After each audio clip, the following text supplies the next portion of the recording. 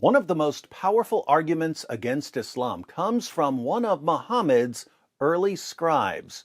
Allah would give a revelation to his messenger Gabriel, then Gabriel would pass the revelation on to Muhammad, then Muhammad would recite the revelation to his followers, and they would try to memorize it. But memorizing it was difficult, so a scribe would write down the revelation. A man named Abdullah ibn Sa'd ibn Abi Sarh converted to Islam and became one of Muhammad's scribes. But he eventually left Islam and became an apostate. Why did a man who learned the Quran from Muhammad himself decide to become an ex-Muslim?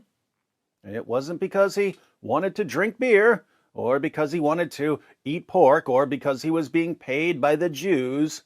It was because he had indisputable proof that Muhammad was a false prophet. Let's read a quick summary of the problem that Abdullah saw. A little context: when Muhammad conquered Mecca, he ordered his followers to execute specific people, even if these people took refuge inside the Kaaba. Abdullah ibn Sa'd ibn Abi Sarh was one of the people Muhammad ordered his followers to kill. Why did Muhammad demand Abdullah's head? This is from 23 Years by the Iranian scholar Ali Dashti.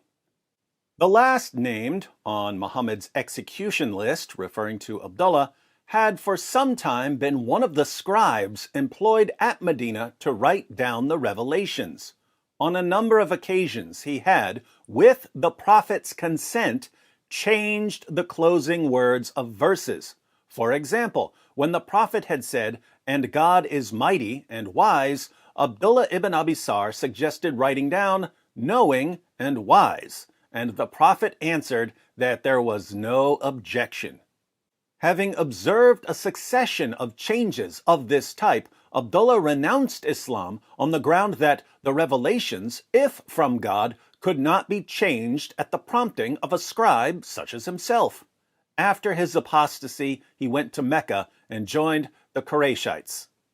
So Muhammad would receive revelations and recite these revelations to Abdullah, his scribe, and Abdullah would say, in effect, "Why don't we write it like this instead?"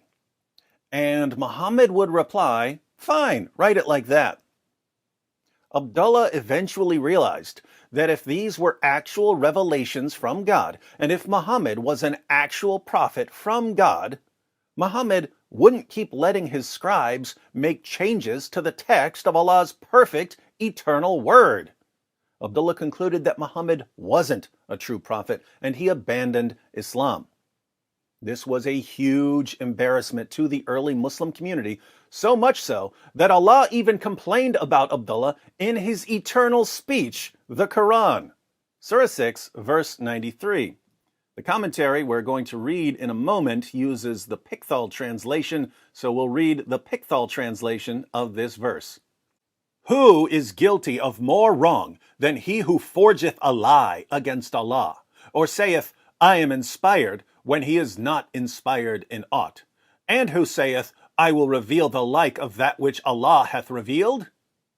So Allah is condemning someone who forges a lie against him, and someone who says he's inspired when he isn't, and someone who says, I can reveal verses just like the ones that come from Allah. According to Muslim commentators, this verse is actually referring to specific people who said these things. We read the historical background in Asbab al-Nuzul by al-Wahidi. "Who is guilty of more wrong than he who forgeth a lie against Allah, or saith, I am inspired?" 693. This was revealed about the liar, Musaylama al-Hanafi.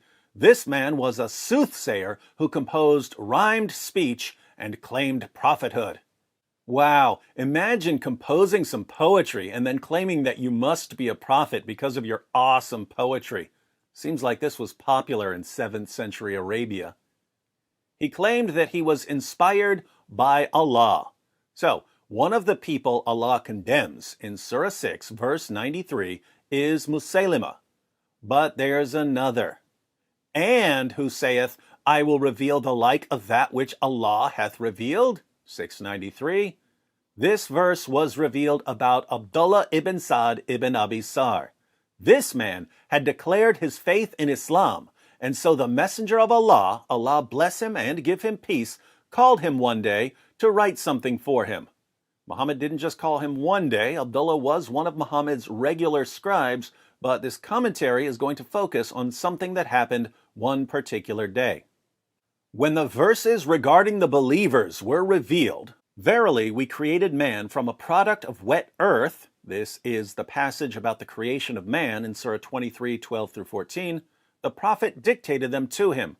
When he reached up to verse 14, which says, and then produced it as another creation, Abdullah expressed his amazement at the precision of man's creation by saying, so blessed be Allah, the best of creators. So, Muhammad is delivering revelations about the creation of man, and Abdullah, who's writing down these revelations and finally learning about how Allah created man, exclaims, so blessed be Allah, the best of creators. Now watch what happens. The messenger of Allah, Allah bless him and give him peace, said, this, Abdullah's last expression, is how it was revealed to me. In other words, Muhammad said, Abdullah, your words, so blessed be Allah, the best of creators, those words you spoke were just revealed to me as part of this verse. At that point, doubt crept into Abdullah. He said, if Muhammad is truthful, then I was inspired just as he was. And if he is lying, I have uttered exactly what he did utter. Hence Allah's words in 693, and who saith, I will reveal the like of that which Allah hath revealed. The man renounced Islam. This is also the opinion of Ibn Abbas, according to the report of Al-Kalbi. Now, let's put all of this together by reading the Quran passage that ultimately led to Abdullah's apostasy. In Surah 23, verses 12 through 14, Allah declares, verily we created man from a product of wet earth, then placed him as a drop of seed in a safe lodging, then fashioned we the drop a clot, then fashioned we the clot a little lump, then fashioned we the little lump bones, then clothed the bones with flesh, and then produced it as another creation. Scientifically, this is complete nonsense. Embryos don't go through a blood clot stage. Also notice that bones are formed before they're clothed with flesh.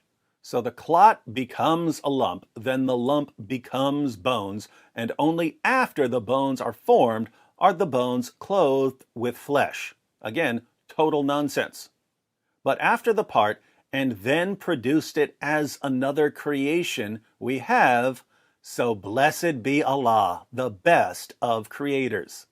These words, so blessed be Allah, the best of creators, were blurted out by Muhammad's scribe, Abdullah ibn Sa'd ibn Abi Sarh, while he was writing down Muhammad's revelations about the creation of man. And when Abdullah blurted out, so blessed be Allah, the best of creators, Muhammad said, yes, put that in there. That's how it was revealed to me. You'll recall Abdullah's reaction when he learned that something he blurted out was included in Allah's eternal speech. At that point, doubt crept into Abdullah. He said, if Muhammad is truthful, then I was inspired just as he was. And if he is lying, I have uttered exactly what he did utter. Hence Allah's words, and who saith, I will reveal the like of that which Allah hath revealed. The man renounced Islam. Notice Abdullah's reasoning here. Abdullah thought to himself, there are two possibilities. Either Muhammad is truthful, he's actually getting revelations from Allah, or he's not truthful, he's a fraud. If Muhammad is truthful, if Muhammad is a true prophet, then I'm a true prophet too, because I said those words before Muhammad said them, which means that Allah must have revealed them to me too. But if Muhammad is not truthful, if he's just a deceiver claiming to be a prophet because of his poetry, then I can do that too, because Muhammad himself is taking my words and passing them off as revelations from Allah. Pretty solid argument. What did Abdullah do? The man renounced Islam. Abdullah became an apostate. But not for long, because Muhammad eventually conquered Mecca and demanded Abdullah's head for causing him so much embarrassment. Fortunately for Abdullah, he was Uthman's foster brother, so Uthman interceded for him.